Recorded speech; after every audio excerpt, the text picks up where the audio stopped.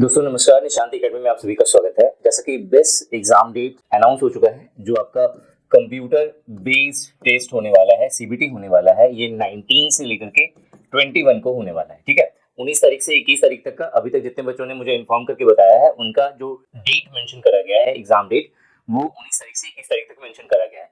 तो last 10 days strategy बहुत important है। अगर आप चाहते हो कि इतनी अच्छी जॉब आपके हाथ से मिस ना हो, तो 10 दिन, लास्ट के 10 दिन अपना बेस्ट दे दो, क्योंकि फेस्टिवल था, जो कुछ था आज के दिन खत्म हो गया है। तो अब जो 10 दिन बचा है वो आपके हाथ में है। अगर आप पूरा तरह से अपने आप को डेडिकेट कर दोगे इस 10 डेज स्ट्रेटजी के साथ, तो श्योर शॉट है आप इस के जो सेकेंड राउंड है, जहां पे NSQF लेवल 5 लेवल 6 के अकॉर्डिंग सीपीटी की डिमांड करी गई है, आप उसके लिए एलिजिबल हो जाओगे। ठीक है, सो लास्ट के 10 डेज आप क्या करोगे क्या नहीं करोगे, वे सारी चीजें हम लोग इस सेशन में डिस्कस करने वाले हैं। ठीक है, स्टार्ट करते हैं इसे। सबसे पहले आपका जो सिलेबस दिया गया है, आपको 4 चीजें कवर करनी है। ठीक है, ये 4 चीजें क्या है? रीजनिंग है, क्वांट है, जनरल अवेयरनेस है, जनरल इंग्लिश।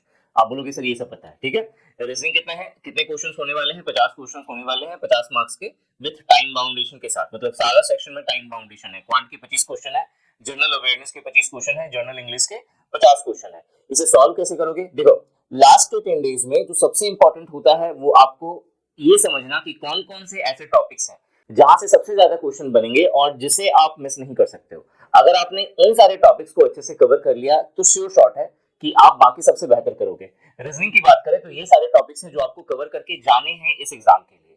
ठीक है, sitting arrangement, order and ranking, analogy, coding and decoding, classification, syllogism, blood relation and series. ठीक है, ये 8 टॉपिक हैं जो आपको रीजनिंग के अंदर कवर करने हैं।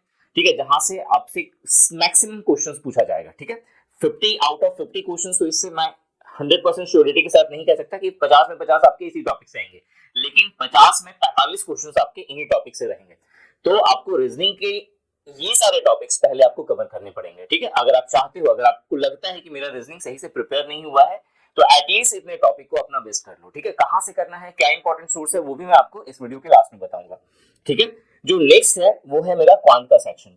क्वांट के अंदर percentage, average, ratio and proportion, time, distance and train, time, work and wages, simple interest and compound interest, data interpretation and number system. ये 8 टॉपिक है जो आपको करने पड़ेंगे। ठीक है, उसी तरीके से इंग्लिश की बात करें तो इंग्लिश में 50 क्वेश्चंस होंगे। रीडिंग स्किल की बात करें तो कंप्रीहेंशन, पैसेज और फिल इन द ब्लैंक्स या फिलर्स आपको यहाँ पे दिखेगा। ठीक है, जिससे अराउंड में आप 15 से 20 क्वेश्चंस आप एज्यूम कर सकते हो कि 15 से 20 क्वेश्चन आपके इस सेक्शन से पूछा जाएगा। Error detection, sentence arrangement, sentence improvement, one word substitution, idioms, synonyms and antonyms, इतने सारे टॉपिक हैं जो आपको इंग्लिश के अंदर कवर करना है। ठीक है, जनरल अवेयरनेस की बात करें तो आपको 2 चीजें यहाँ पे कवर करनी है। एक करंट अफेयर्स जो 5 से 6 महीने का होना चाहिए। ठीक है, और स्टैटिक जीके। स्टैटिक जीके के अंदर क्या क्या पढ़ना है इसकी मैंने ऑलरेडी लिस्ट दी हुई है, मतलब अगर आप देखोगे तो इन सब के ऊपर में डिटेल में मैंने वीडियो पहले भी डाला हुआ है। अब जो सबसे इंपॉर्टेंट है वो ये समझना कि इन सभी टॉपिक्स को आप कहां से इन लास्ट 10 डेज में कवर करो।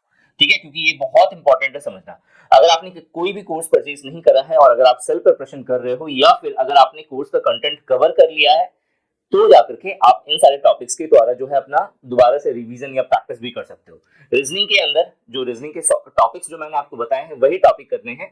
बैंकिंग एंड एसएससी के प्रीवियस ईयर क्वेश्चंस लगा लो लास्ट 5 इयर्स के।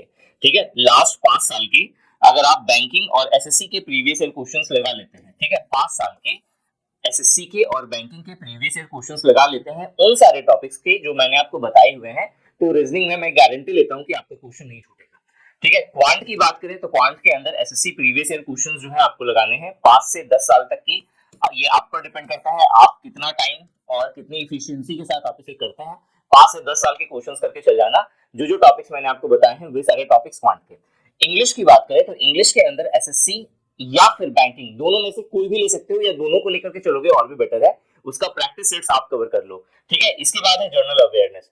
जनरल अवेयरनेस का अगर आप पहले से प्रिपरेशन कर रहे होगे तो बहुत अच्छी बात है। YouTube पे बहुत सारे चैनल है जो बहुत अच्छा काम कर रहे हैं, आप उनके द्वारा भी प्रिपरेशन कर सकते हो।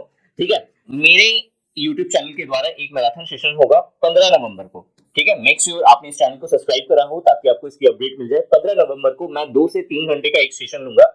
ठीक है, 15 नवंबर को वो सेशन अगर आपने अच्छे से अटेम्प्ट कर लिया तो जनरल अवेयरनेस के मैं गारंटी लेता हूं कि 70% प्लस क्वेश्चंस आप करके आओगे अच्छे से।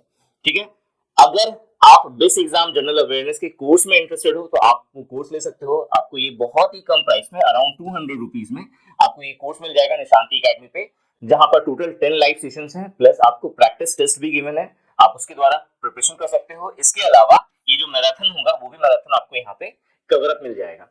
ठीक है, तो ये सारे सोर्सेस हैं जहां से आप प्रिपरेशन कर सकते हैं इसकी। और अगर इसके अलावा कोई भी डाउट हो इस एग्जाम के रिगार्डिंग तो ये मेरा व्हाट्सएप नंबर है, आप रिलेवेंट टाइमिंग में आप इस व्हाट्सएप नंबर के द्वारा आप मुझसे अपने डाउट्स या इश्यूज पूछ सकते हो।